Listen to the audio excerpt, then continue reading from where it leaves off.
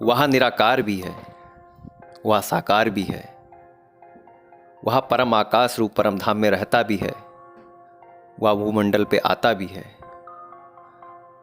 वह ज्ञान की स्थापना भी करता है, साधुओं का उद्धार भी करता है और दुर्जनों का विनाश भी करता है। ऐसे परमपिता परमेश्वर के चरणों में मैं बार बार प्रणाम करता हूँ। स्वागत है आपका हमारे चैनल में।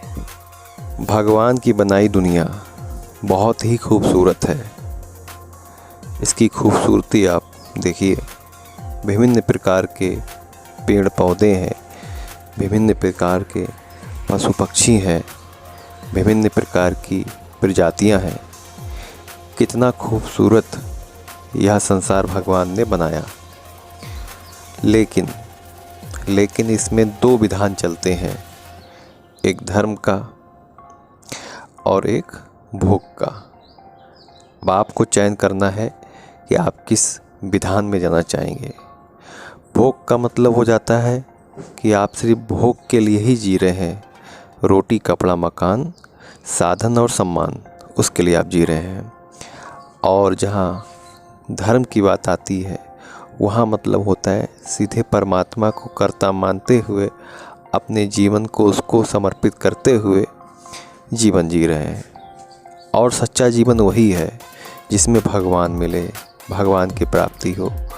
उसके अलावा अगर आप कुछ भी दिमाग में रख कर अपना जीवन यापन कर रहे हैं तो उसका अंत बहुत ख़राब होगा।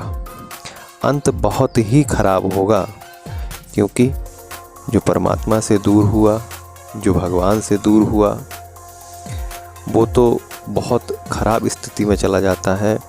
उसका तो उद्धार होना बड़ा असंभव सा होता है। इसलिए तय आपको करना है कि आपको जीवन कैसे यापन करना है। इस संसार में जानकारी के साथ जीना है या अज्ञान के अंधेरे में जीवन को काटना है, यह आपको तय करना है। भगवान ने अपनी वाणी ग्रंथों में लिखवा रखी है। वह अपने संदेश वाहक भी भेजता रहता है, इस धरती धराधाम पे भेजता रहता है। लेकिन संदेश वाहक के पास पूरा ज्ञान नहीं होता है, उनके पास आधा ज्ञान होता है, मतलब आधी जानकारी होती है। पूर्ण जानकारी केवल परमात्मा को ही होती है, क्योंकि उसको छोड़कर कोई उसके बारे में बता ही नहीं सकता है। इसलिए भगवान के वचन को सुनो और पढ़ो और इस संसार को देखो, लेकिन प्रार्थना भी करो कि हे प्रभु, मेरे अज्ञान के अंधेरे को दूर करो।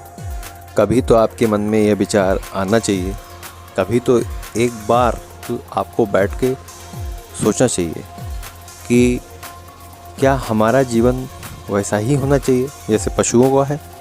एक बार, कम से कम तो एक बार ये विचार आना चाहिए, क्या हम भी सिर्फ इसी के लिए हैं या हम में कुछ विशेष है विशेष।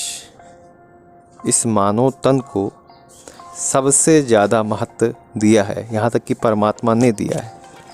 भगवान ने बार बार इस तन की विशेषता बताई है। यह एक साधन है, साधन उस परमात्मा को पाने का एक साधन है ये। इसके अलावा और कोई ऐसा तन नहीं जिससे आप भगवान को जान सकें। तो भैया, ये जीवन का सबसे अमूल्य रत्न है, जिससे आप सीधे परमात्मा की प्राप्ति कर सकते हैं। इसको भोग में मत डालो, भोगी मत बनाओ, इसको भोगी मत बनाओ। उस भगवान से प्रार्थना करो कि हे परमपिता परमेश्वर, मैं आपकी शरण में हूँ, मुझ पर दया करें, मुझे कृपा करें और इस संसार रूपी जो मुझे सत्य दिखाई देता है लेकिन है नहीं, उस भवजाल से मुझे निकालें। क्योंकि अगर आप इससे निकले नहीं तो ये आपको तंग करता रहेगा, फिर आपको जन्म देगा, फिर मृत्यु देगा और विभिन्न प्रकार की जो यातनाएं हैं उनसे आप निकलते रहेंगे, और वो भी अज्ञान में। जब भगवान जो कृपा के सिंधु हैं वो ज्ञान देते हैं, तब संसार की वास्तविक स्थिति दिखाई देती है और आपको यह विवेक मिलता है कि आप यह निर्णय कर सकें कि कैसा जीवन होना चाहिए, जीवन किसको देना चाहिए, जीवन किसके लिए होना चाहिए। कितने जन्म से आप कितने शरीर को धारण कर चुके हैं, आज तक पूर्ति नहीं हुई, तो अब क्या आगे हो जाएगी। यह पूर्ति होने वाला है ही नहीं जगह। ये जो संसार है इसमें पूर्ति है ही नहीं। पूर्ति तो केवल परमात्मा में है, उसके ज्ञान में है। संसार में पूर्ति कहाँ है। आप आज भोजन करिए, कल फिर भूख लग जाएगी। आज सोइए, कल भी सोना है।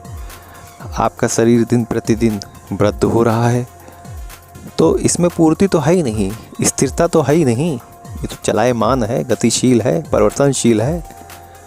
केवल परमात्मा ही है जहाँ परम आनंद, परम शांति है। इसलिए उस परमात्मा से प्रार्थना करना चाहिए कि हे परमपिता परमेश्वर, आप मुझे ज्ञान दें और इस अज्ञान रूपी संसार से मुझे बाहर निकालें। तो आज मैं यही कहना चाह रहा था कि इस मानव जीवन के महत्व को समझिए। ये भगवान की सबसे सर्वश्रेष्ठ मशीन है। इसको मलमूत्र की मशीन ना बनाओ, इसको केवल रोटी कपड़ा मकान वाला साधन ना बनाओ। इसको आप सीधे परमात्मा से जोड़ के देखो, सीधे, और आप देखिए ये कितनी शक्तिशाली है, ये कितनी शक्तिशाली है। बस मैं यही कहना चाहता था और यहीं पे मैं अपनी वाणी को विराम देता हूँ। परमपिता परमेश्वर की जय हो, परमपिता परमेश्वर की जय हो, परमपिता परमेश्वर की जय हो।